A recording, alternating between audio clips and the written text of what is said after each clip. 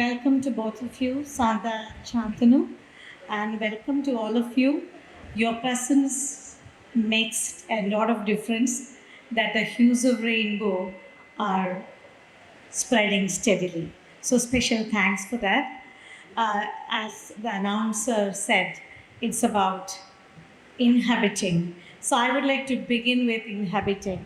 It's a very loaded term which makes it suggests that you have to make deliberate efforts to inhabit. So I would like to begin with asking this question on your personal journey. Are there any factors that made it easier or harder to create a space and inhabit this in this society? I would like to begin with Shantanu. Thank you. I'm actually thinking about the term inhabit, and like you said, it's such a loaded term. Um, Even before we talk about what in society makes it easier or more difficult to inhabit the external space, my journey has been to be able to first inhabit the internal space, right? The interior of my mind and my body. When I was much younger in my teenage years, and also kind of we were, you know, we had Section 377 and we went out, and my understanding of sexuality was that something that happens in the bedroom, and it's very personal, it's very private, it doesn't need to be talked about. That understanding over the years is completely transformed to the point where now I think everything is about my sexuality. Things that you wouldn't think are about sexuality are also about sexuality, right? So that journey itself, where my mind and body has almost been kind of rainbowified from a very colorless place, has taken several years, and now I inhabit a space internally that I feel like is truly rainbow.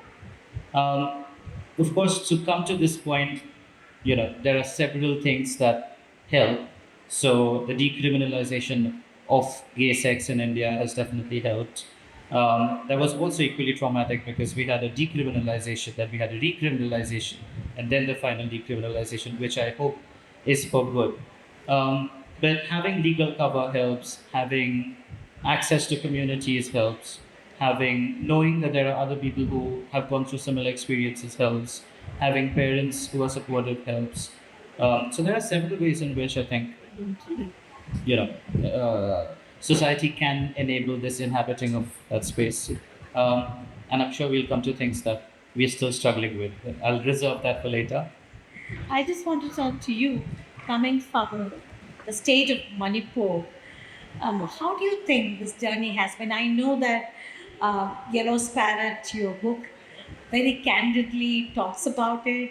His book Deviance is completely dedicated to the journey of people, of men of three generations. But Manipur has a different dimension altogether. What were the factors that helped you to navigate this? There were several factors, and based on my personal experience, one thing that I realized in my life is determination and integrity is very important. That really helps and encouraged me to live in the way I wanted, because my father was very cruel, and education definitely is one way to navigate in those challenges, because a educated transgender person comes out in the public space and that center stays to take and speak up about the rights of my own people is something, it's very powerful. And people definitely, even though they do not like my presence in that forum, they have to be there because it's a public space.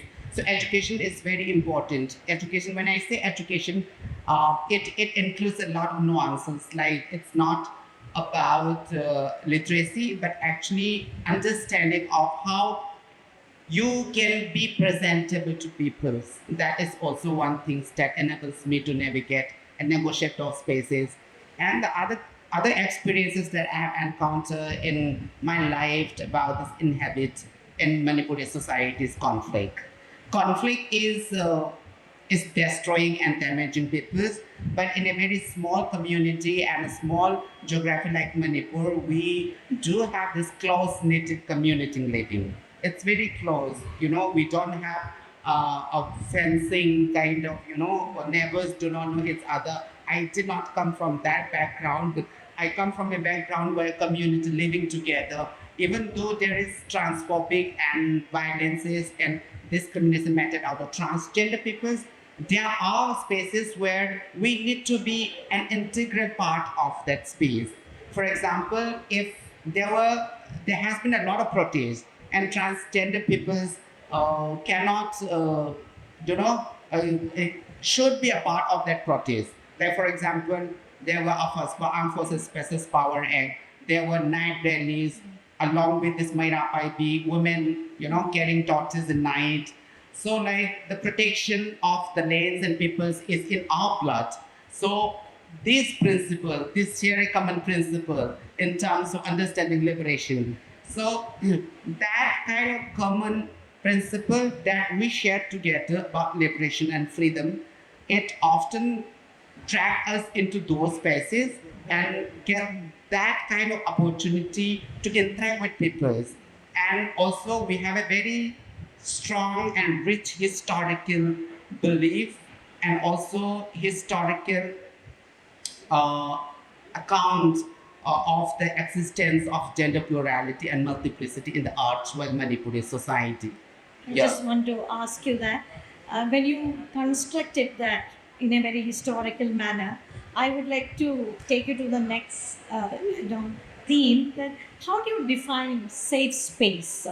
Because he talked about, he lived through criminalization and decriminalization and recriminalization. So all this will affect our construct of what is called a safe space. And I also want to add that often I hear that there is one Indian university that's constructed a special toilet for transgender.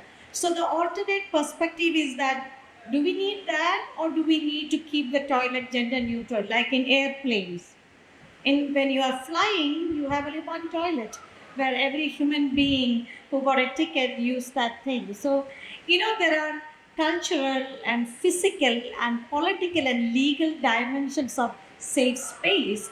And I think before I ask for your response, I want to ask one more dimensions. I think language and dressing really matter a lot, because for a woman to wear a pant and shirt is okay. You are dressing up because you're aspiring to be a man. It's perfectly normal for me to wear a pant and a shirt. For a man to wear anything that is feminine, kind of perhaps dressing down. So somewhere we are still in that binary of a man-woman. So, and language also gives you some kind of a privilege, saying that tomboy is okay, but sissy boy is not okay. So, in that, different dimensions, how do you construct safe space? Or how do you define safe space? I think you threw that question to me. Safe space, it's very complex. You have mentioned about physical safe space, political safe space, but being a person coming from a very underprivileged background, coming from a completely different cultural and linguistic belt, my understanding about safe space is where you receive a lot of empathy from people who do not look like you, not necessarily, and people who actually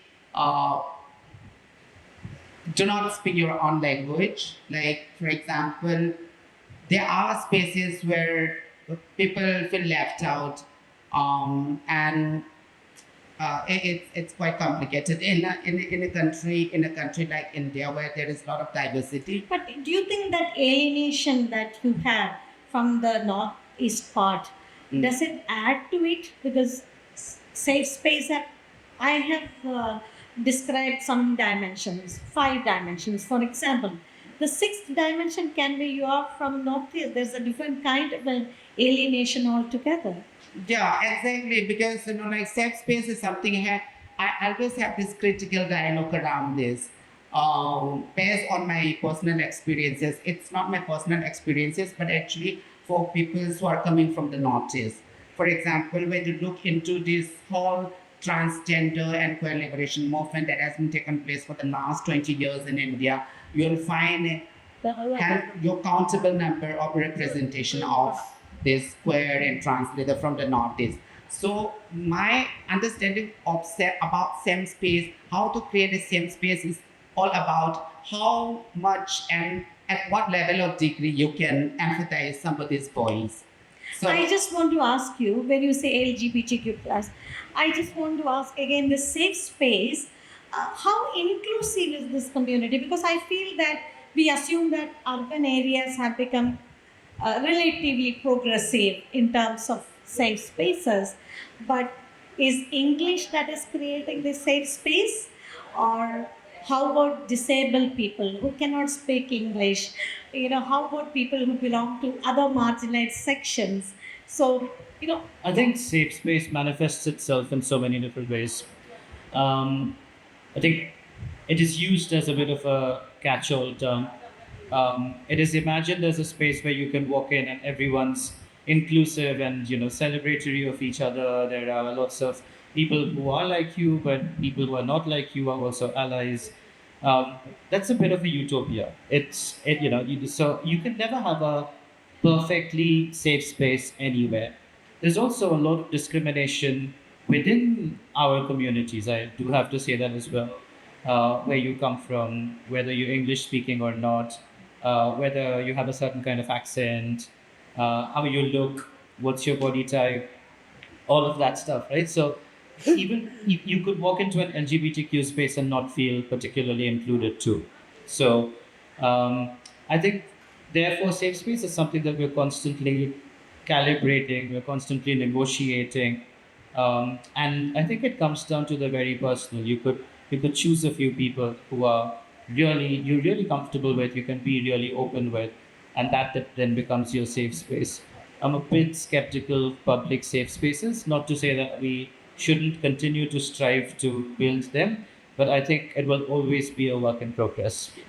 that's a very interesting point. I'm coming back to your book Deviance, and I'm connecting it to the safe space, and I mentioned the legal dimension, that protection.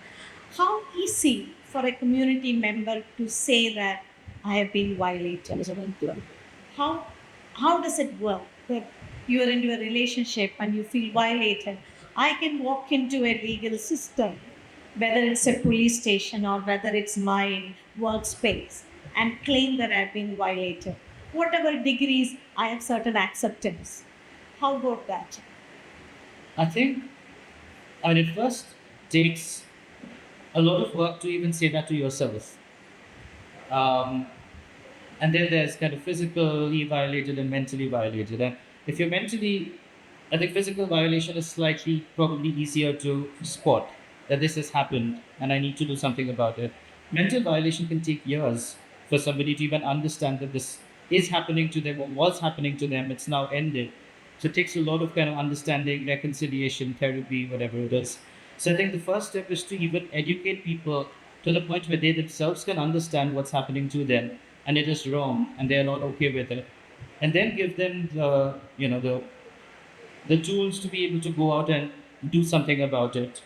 I don't think our legal system is set up in a way to protect any marginalized community from violation in a very efficient Very way. true.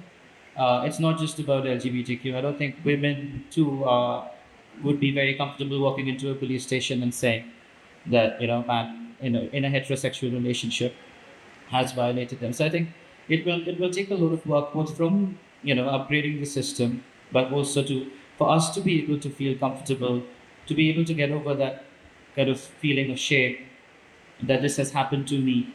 What do I do about it now? Best not to talk about it. Let's move on. This was years ago. Why bring it up now?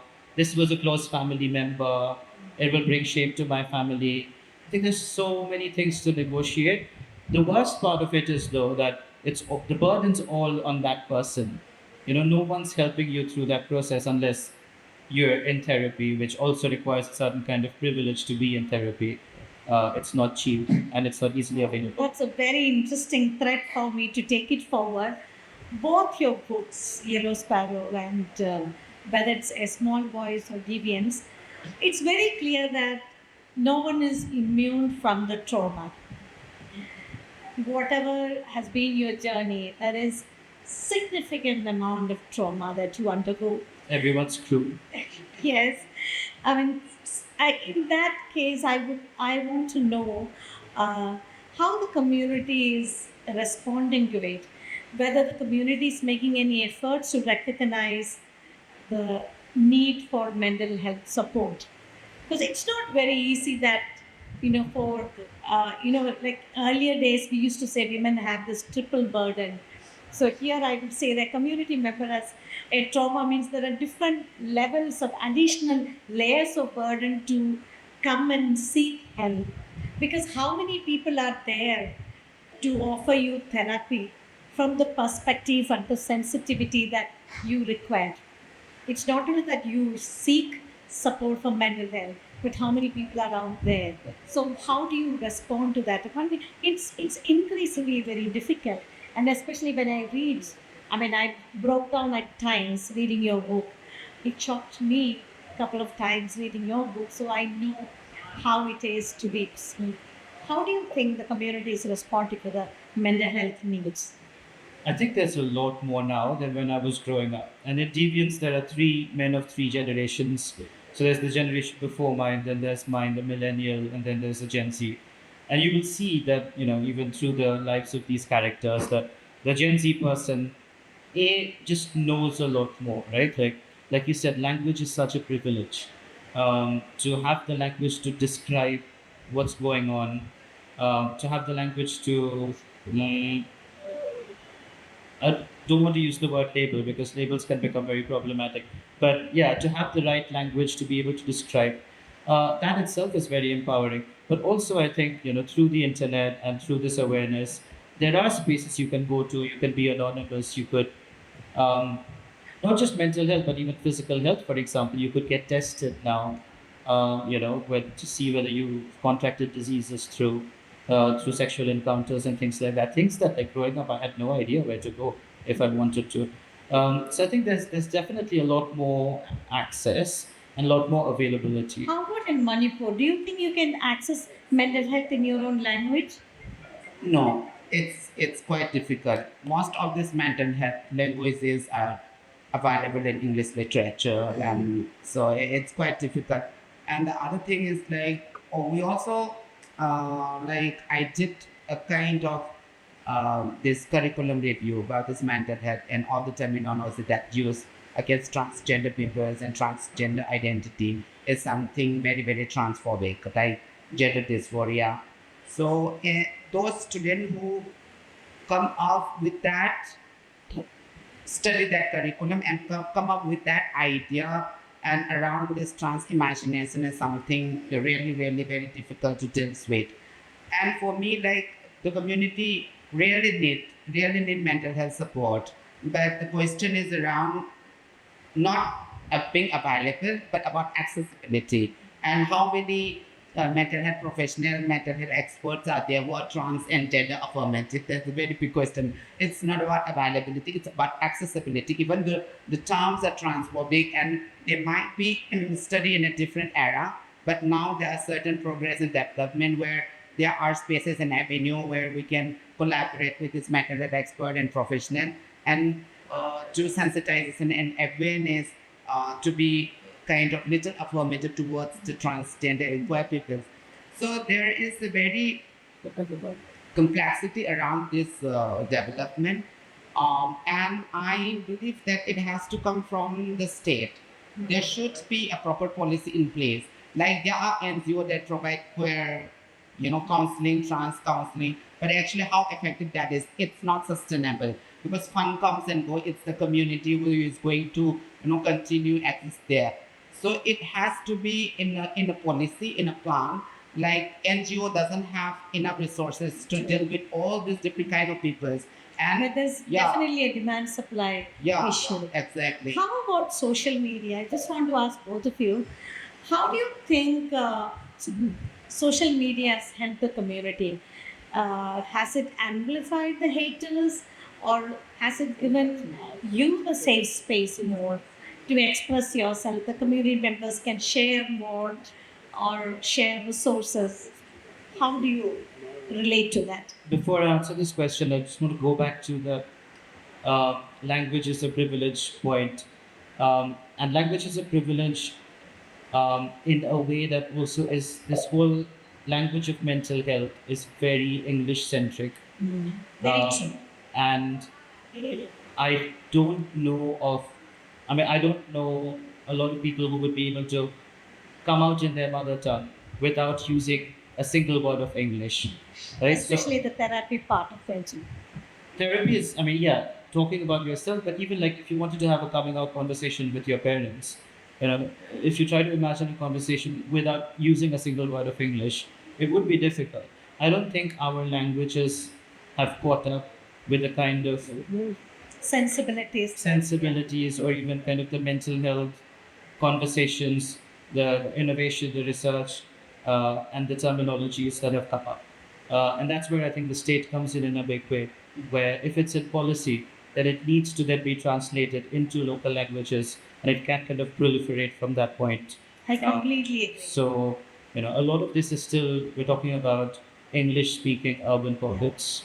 That's why I linked it to the social media. Do you think social media can address transphobia and share resources or bring more people or experts who can provide mental health in other languages? How do you think the scope of social media?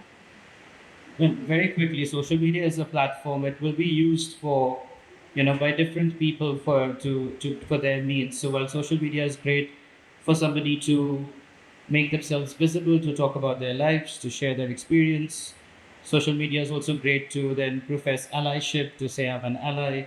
But social media is also then used by the conservatives and the haters to amplify their voices and create their communities. So I think what social media is doing is making everyone louder, and then it's becoming a bit of a shouting match of who shouts first and who shouts the loudest. And we're still learning our way around it. We don't know whether should things be censored. There's a freedom of speech element to that as well. What should be censored? What should not be censored? What's dangerous? What is not? I think we're still kind of finding our way through the dark with social media. It's very difficult to pass any verdict on. No, I just want. I'm being very optimistic, saying that there can be a mental health expert who can put up an Insta profile saying that I'm a clinical psychologist. I can give multiple languages therapy sessions for the community. That's something that I see as a positive part of social media, because I don't think it's not only about English Hindi or English Malayalam, and it's across India. I think English is like we say digital divide in the community. English sets apart your privileges. It's not only rural, but in rural areas also, if you can speak community, you can belong to a larger community. With that, I want to bring you to the other theme that I'm especially interested in. We generally say new generation is more progressive, they're more democratic, they're more accepting.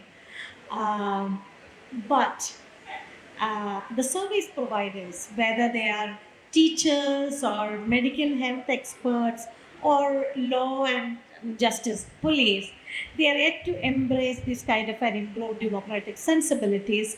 And that midpoint is where safe space crashes. For example, I would like to give an example. Recently, there was a very famous Malayalam movie, Sushma Darshini, and in that movie, people said that, it's very brilliant that they showed. It's not only caste is an issue, where the family's honor is being questioned, and a sexual identity can be questioned, and it can bring, and family can induce violence. But then the new gen asked this question: why? Why would it say? Then for the new normal, sexuality is very okay. You can. It's your choice. It's your body. But there is still a vacuum there where the service providers are extremely conservative, even if there's a decriminalization and that this new gen there. How do you bridge the gap? As an activist, I'm here to learn. I'm sure all of us are here to learn. Like uh, about progressive thinking. Uh, I I think like it depends on. It has a lot of factors associated with this understanding and openness towards trans people or for being a queer or trans person. The amount of information that one is stored and received. I'm just wondering where they've stored all this information because there are a lot of information that is really, really negative and regressive.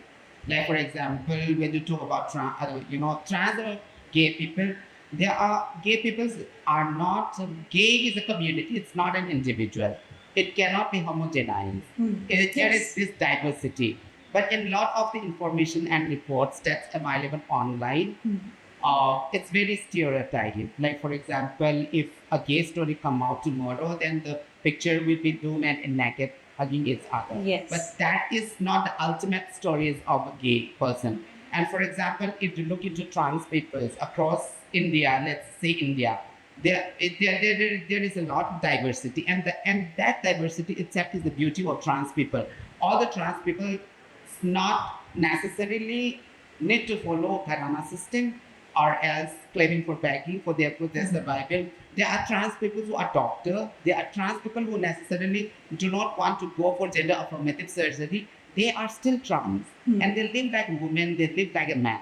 So this diversity, so the question of progressive, how this whole progressive, this development is taking place, whether this development has contributed to the community movement or not, is something which is still a very big question. It's a very interesting thing that you told, whether one has undergone the medical surgery or not. Again, I want to bring back the safe space. Do you know Aadhaar card is mandatory for everything? And if you have not undergone a medical surgery, you are going to have a big trouble. Who is the authority to say this is your gender? And if you look at the civil registration system, the Aadhaar system, it's an uphill task. And it is the district magistrate who is going to take, the ultimate decision on your life. So it is not, it's not that easy when you say safe space. That's what I said. Safe space is not about a physical space where you can walk in and work and have a cup of coffee or be safe on the street. But it's about creating your own legal identity the way you want. That makes you safety as a citizen. And also, even if you do manage to navigate the bureaucracy, you then know that they're selling your data. Yes. I mean, it's open knowledge that the kind of emails and the messages we get. It is very clear that our data is being sold by very official sources. So there is a huge threat that way as well, in terms of what you're putting out there. And like you said, in a lot of cases, you don't have an option. You do have to sign up. You do have to give them your Aadhaar card number. You do have to, you have to do this KYC and the bank and for your cooking gas and whatnot every year. But then, if you also then assume that a lot of this data is being sold to service providers, they could end up in very long hands. Yeah, I understand. This digital world is really, really scary because we cannot trust. There is this. I'm saying it's scary for all of us. Yeah, but I'm saying that is there an additional fear that the community? Yeah, exactly. I was about to come to that point because I participated in a meeting at Bangkok recently, and one was share a story about a trans woman whose body was chopped out and thrown out it happens in Afghanistan. So her story is leaked through social media. So it's all about how this social media is also very much scary and dangerous for the transgender peoples. Our information can be leaked at any point of time, and it can reach to the peoples, like for example, armed peoples, armed miscreant, militant groups, and even the state actors. So this digital world or digital thing is something which is not safe at all for the transgender peoples. And the other thing is like we did talk about this digital security. So most of the trans people, not all trans people, actually wanted to obtain this transgender certificate. We have this transgender certificate in ID. So we are also kind of reinforced by the government to take that transgender identity and certificate in order to validate our identity. So this is something. So if tomorrow, if some benefit comes, then those people who are not holding this transgender ID and certificate are not going to get this benefit. And what happens is like this, all this digital development, this happens in all online. This happens online. Yes. So what happens is like in this whole development, there is also a division between who are the within the community, who are the real trans and who are the fake trans because of this certificate. So there is a lot of complexity around this digital initiative and also community movement, identity, and yeah. I understand. I just want to come back to you as authors. And I know that your new book, and what is very heartwarming is to see that your parents released the book. And I felt that it's not that they are just owning up the book, they are just owning up you and your identity and your your safe space within home. How do you, what would you like to share about that moment? I've been very lucky. That's, I guess, the only thing to say. Uh, Very lucky in how my parents have responded to my coming out. And I think, you don't come out just once in your life, you keep coming out all the time. So every day is coming out day. You tell your closest people, you tell your friends. In my case, I first told my friends, and then I told my parents, told my sibling, then told my parents. And then it slowly went out into the workplace. And I guess like with this book, it's kind of out there in the world. Anybody who's written a book about 3 generations of gay men probably is gay himself. So I'm still in the process of coming out. I'm still in the process of understanding kind of how people are responding, uh, who I should talk to about this, who I should not, who knows about this and is not bringing it up, who is being over celebratory to compensate for a past sin. There's so many all of these dynamics.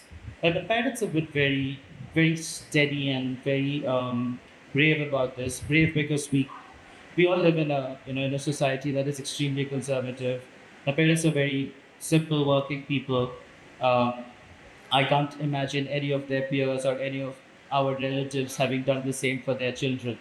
So, given their peer group, the fact that they've done this just shows a lot of courage and shows that they're ready to put their children first, and our happiness and our safety first.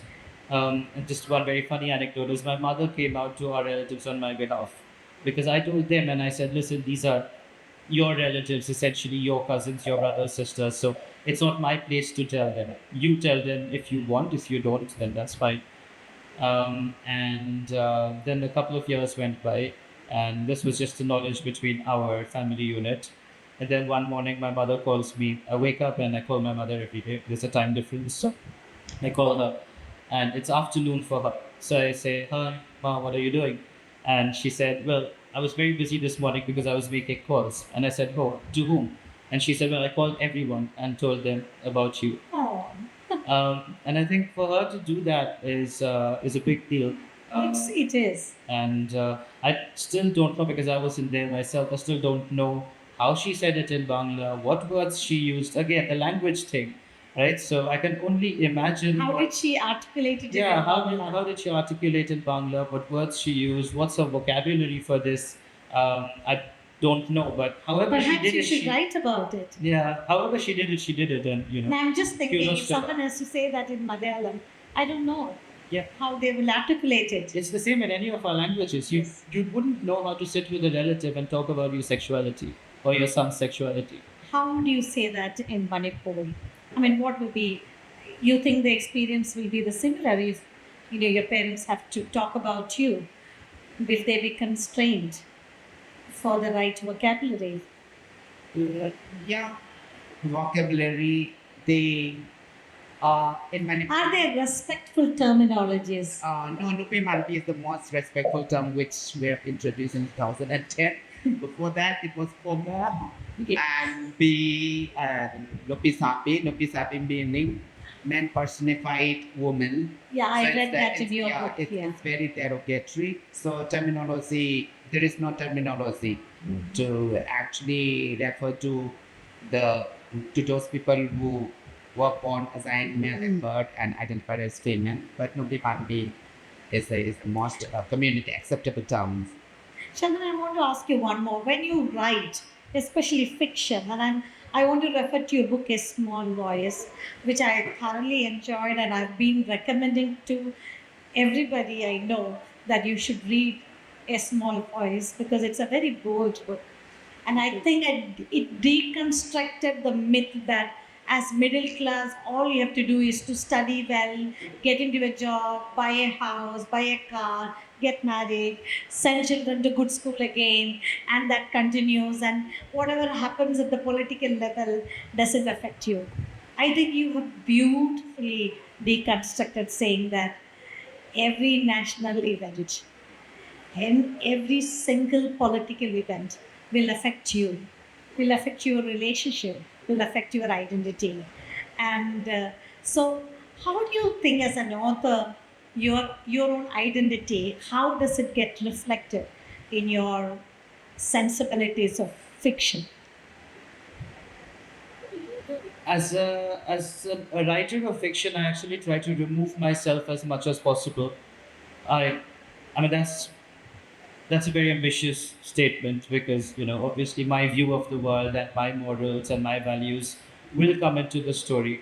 But what I do try to actively do is not try to color my characters with my belief system. So I create these characters and then I start to kind of give them some space to breathe and see where they're going. And sometimes a lot of times I will really disagree with the characters or what they're doing at that point in the novel, but I have to kind of let that flow as well.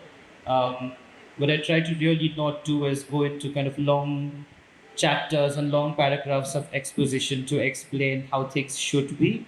Um, because hopefully through the journeys of these characters, we'll get a sense of, you know, how we should be. But I think the journey is as important as where they end up. We're all products of the journeys we've made through the years. And the novel is about kind of tracing that journey and not just about getting But to the it's end. outrightly very political because you don't live in India, you feel safe. It's a very political novel. It from 1990s. It traces everything happens in India, But there are a lot of other people writing as well. so you feel safe. You belong to a group. I mean, I do and I don't because I know that if they wanted to come at me, they'd come at me anyway. And the scary part is you don't know how they'll come at you. Right? They could, in an authoritarian state, you know that there are official censors, but in a place like India, which is still kind of democratic, and we still do have some of our institutions working some of the times, it's all grey. So they could release their digital trolls on you. They could sue you for something. They could sue you as a government, or they could get one of their people to sue you because they didn't like a paragraph. It was disrespectful to someone or whatever. Uh, or they could, yeah. Anyway, I don't want to give them ideas, but there are many ways that they could come at you. Um, but you do what you have to do. I think like the one thing that I think my queer identity is gives me kind of is that the very act of existing is an act of rebellion. Given a choice, no one would want us here.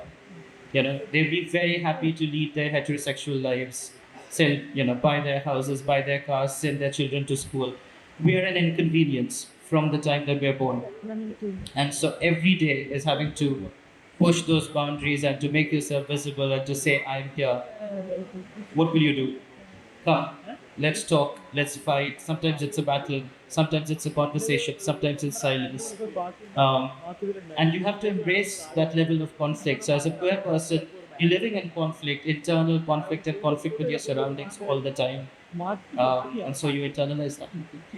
As an activist, especially restricted mostly to Manipur and then at the national level, how do you think the policy or the legal regime can support the community? And I'm coming from my perspective, I think the urban-rural divide really need to be bridged because I really see that even belonging to a community is a sense of privilege because you don't have a community in rural areas to begin with.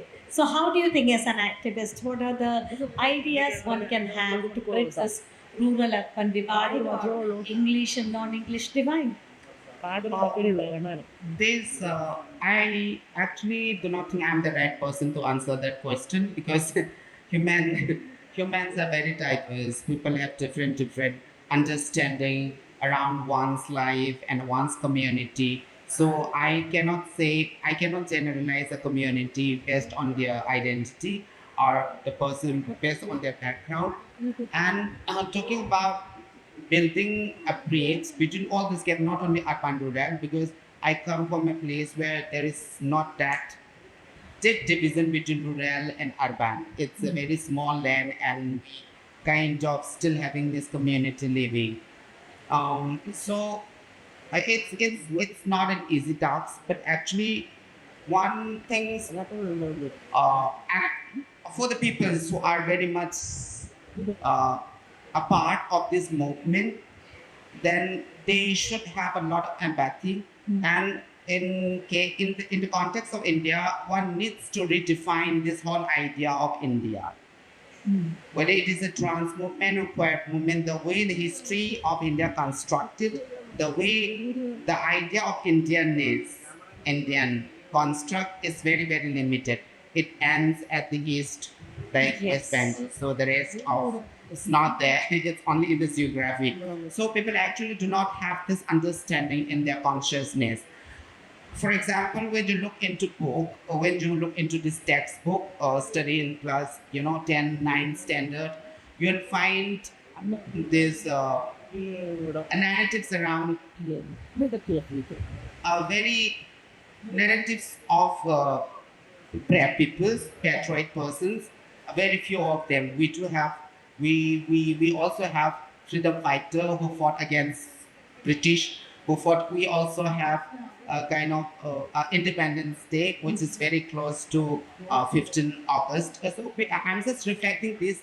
Why? Because this whole conversation should come out from this queer and trans liberation movement. Queer and trans liberation movement has to include other conversation around this around Intersectionality. intersectionality. Yeah. Otherwise, building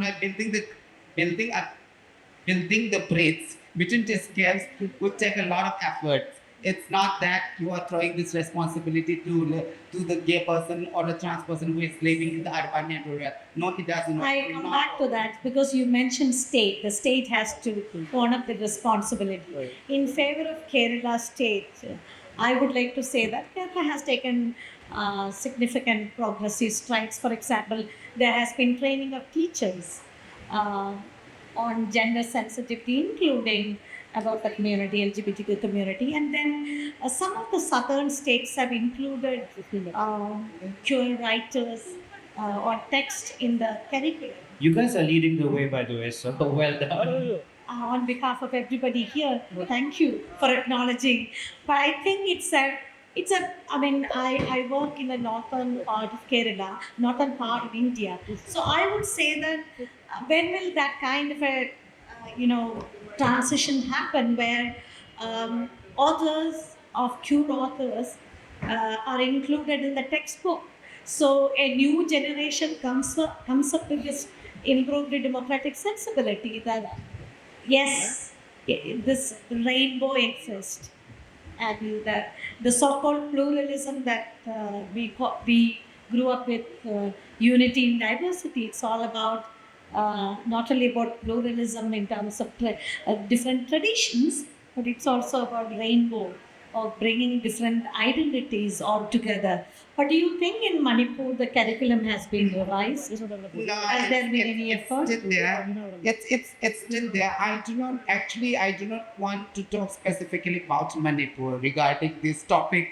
It has to be nationwide. This dialogue, this conversation has to be a nationwide program. Otherwise, we cannot just push this in a corner and specifically target a community, peripheralize them, and then talk about them, because it has to be a very broadened perspective in that context. And What? you were talking about this queer, okay, queer. You have 12 minutes. Okay. Yeah. You are also talking about queer and trans inclusion and literature spaces, which I feel like I just wanted to understand what is the real inclusion. I just wanted to see that real inclusion. Like, for example, there are only few people who have been actively participated in all these spaces like this, like Sahitya Academy. There are spaces which they have started including queer and trans peoples. But the ironic of this inclusion is like there is always a separate content for queer and trans people. It's not a, Like, I'll give you an example. This is very funny for me and at the same time very disappointing. Like, for example, there has been a time that I have observed people recommend my book to be reviewed by a gay or a queer person. Why that's not gender inclusion. people can do my book review? Meaning, like, for example, if he is doing a PhD, he's a PE, it's a post PhD based postdoc, then you are recommending my book to be reviewed by him, meaning like you people are from the same category, then you do this. And that is not a real inclusion. So I completely the concept of real inclusion is completely different. perhaps KLF kind of platforms are just a Yeah. good beginning, saying Yeah. that it's literature. We should It has to be accepted as literature. We should be part of Yeah. like panels.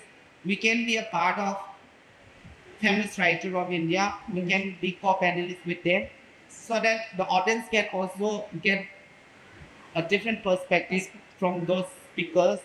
Like he and me sitting here, and then he is talking about his book. I'm talking about my book. It's all about queer and trans trauma. The book is all about queer and trans trauma, which is that the heterosexual people cannot understand.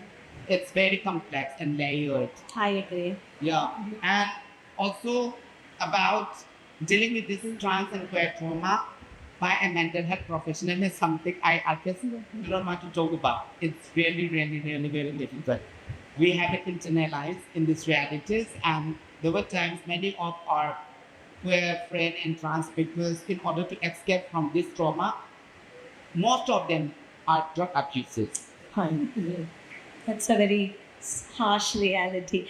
We are running short of time, so we would like to open up uh, for some questions. Yes, please. Will you identify yourself?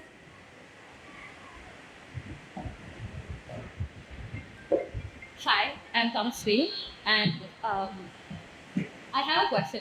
So, You have to hold the mic close to the mouth. see, okay, when you talked about government leaking our information, right? Not necessarily in like a very legal sense. Are you afraid that it might be used in a form of like gender census in like a pseudo-authoritarian way? Because as what happened in the US, right, with Trump signing an executive order and them having access to, women's menstrual cycle through like a lot of like private apps.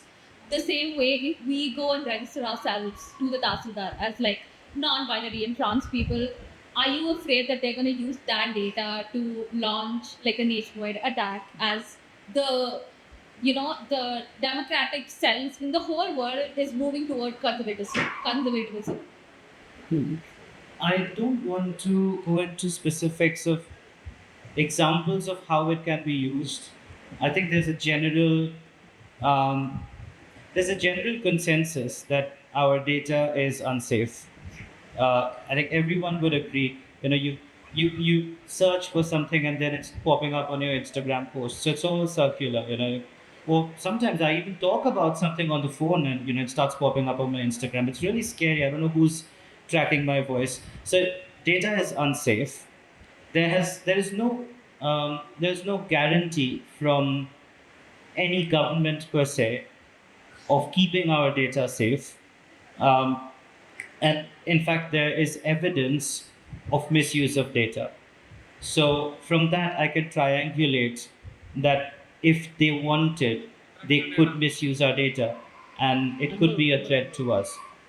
Putting our data out there, putting our address, putting our bank account details, putting our, who I'm living with, who my partner is, and things like that, can also all lead to kind of quite threatening situations. So I don't want to sit here and conjecture how badly it can go, but what I'm saying is that that threat is real and that threat exists, and we need to hold them to account a lot more. Any other question? No. That's good. Let's have a chat. Thank you.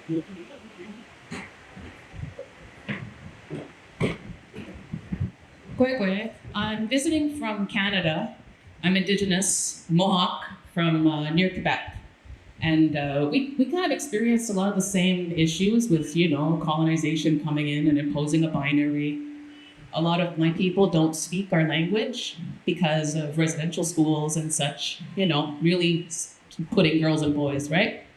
So one of the things that I found was really useful is partially in response to this Trump problem, right? People in different communities are making social media led by the younger generation to finally go in and really break down what our terminology is. So we can say like we're gender neutral. We have, she is somebody who has a lifetime friend. She is somebody who is with a trans woman, We can say this now if we modify the language.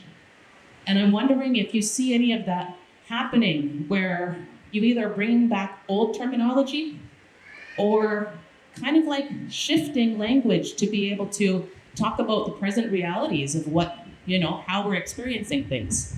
I think about this because I can't go home, I have to live in the city. I cannot go back to my community because of the imposition of these binaries. So I think a lot about, I am super inspired by coming here and seeing that there's a lot of parallels, So I'm wondering if you have any social media young people that you're looking up to that are changing some of these things. Like you. Yeah. It's like the whole conversation around, even I do not want to use this word decolonization or colonization and this queer gender and sexuality thing. We have come a very long way and it's very deep rooted and it's not easy for us to, again, decolonize ourselves. But there are ways where we can use and take the benefit of this colonized term, like there are this gender non-binary and other sort of things. Meanwhile, we can also try to reclaim our identity. It's a native identity, can be native identity, indigenous identity. Like for example, I always use Nupi Manbi. There. I also use similar term transgender, because if you go back to that Nupi Manbi term where it was introduced and all those narratives around this development, then you'll not be able to part of this larger competition. It's a competition. This movement is a competition. And it's a very big competition. At least you need to present yourself in that competition. So it's hundreds to thousands to millions. And people are looking for a unique stories there. So if you wanted to be a part of that competition, if you wanted to bring up your community at the limelight, definitely we also need to compromise some aspect of this colonization, decolonization thing, and we are forced to use this stuff because all these resources and funds from outside the country, and these are very resourceful country. So these are the people who are tapping all these narratives, and these are the people who are taking decisions of what other people need to be bring up at the limelight. So it has to go parallel. But the whole conversation of using native term is not going back to those, 100 centuries back. But still, we are living here. We are existed just to reclaim our identity, our ethnicity, using different terms and go with this development. Yeah. Yes, please go ahead. Bakers. Yes. Yeah, the mic is not there with you. Before I go. So we just started keeping the term. They're not a different pattern. So they follow a different pattern. They all universally look the same. That's good. Even in Maori, there are peoples in Nepal. In Nepal also there are indigenous community, and yeah, in Bangladesh there are indigenous trans, and a lot of it. And in Pakistan, it's not only Kwasasara. There are also other terms used by indigenous Pakistani. So people have started coming up, but the anxiety that's created by this claiming of this native identity and ethnicity is something, the more you are very much stronger, getting stronger of your native identity, because in this whole development, there is also power structure. So in the within the privileged, within the underprivileged community, within the indigenous community, there are privileged community, and this privileged community holds certain position. They have this access to powers, they have this access to and also this also played a kind of clash within this community, and that's Hegemony was everywhere. There's no community, even marginalized communities have their hierarchies, and there's a power structure there as well. And the colonizers, or kind of the mainstream higher echelons, are very good at co-opting the higher hierarchies there, and thereby, colonize happens discriminate. within the community. Colonize happen within the community. Colonize, it's a very, very broad term. We just cannot, when people say colonize, first thing they see is white supremacy. Colonize happens within the community also. Yes. It happens. Yeah. Thank you very much. Oh, no, okay. we are running short of time. Thank you very much for this very engaging conversation. I know that the questions or the dimensions are very complex, and it can never be condensed to a 1 hour conversation. But I think we have done justice to the tape that is given to us. And from our side, on behalf of the participants or this audience here, I would like to thank you and wishing you both the very best. For you, both the books, Deviance and A Small Voice, and for you, the Eros Paru, which makes anyone to take a different journey towards understanding these identities. Thank you very much. Thank you.